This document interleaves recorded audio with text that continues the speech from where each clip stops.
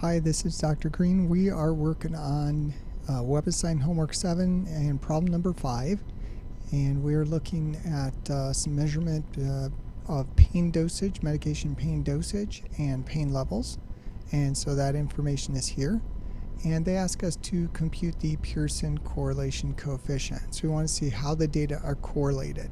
So here are the SPSS steps.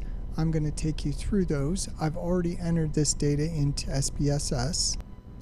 So here is the data. We've got X's here and Y's here. And then for later parts of the problem, twice the X values and then half the Y values. So, and your problem is similar. So what we want to do is find the correlation coefficient. So to do that, we want to go to Analyze and then come down to Correlate and then Bivariate.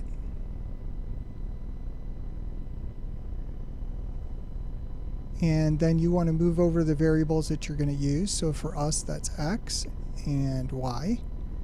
And then we're doing Pearson correlation, so we want to make sure Pearson is checked. Click OK. So here is our display correlations, and we're going to go ahead and take that back over to our document. And that table is right here.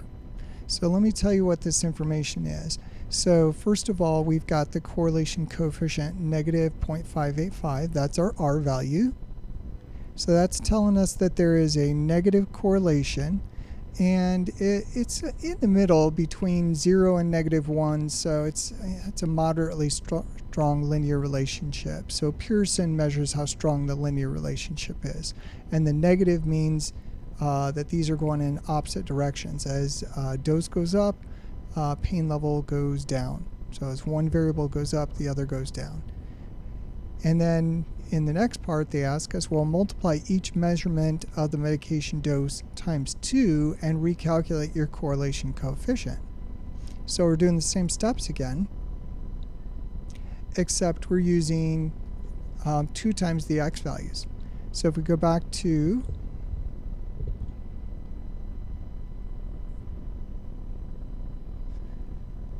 SPSS here, we want to do the same thing again, analyze, and then correlate bivariate.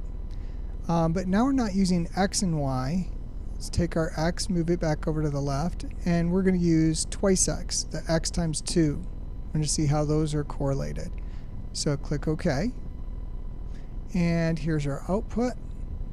And then notice that, let's go ahead and take this back over.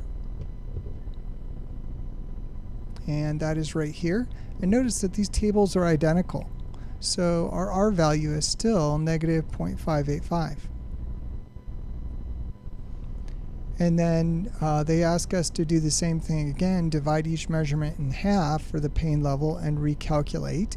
So we're dividing the Y's in half. So we already doubled the X's, and they said, well, divide these Y's in half. So we'll do the same thing.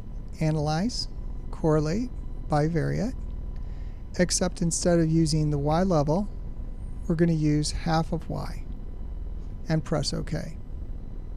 And then notice we've got the same chart back again, negative 0.585. And I brought that over down here. So notice that's identical here, and R is still negative 0.585. So they ask us true or false, multiplying or dividing a positive constant to one set of scores, the X or the Y, does not change the correlation coefficient. And that appears to be true because we aren't seeing it change at all.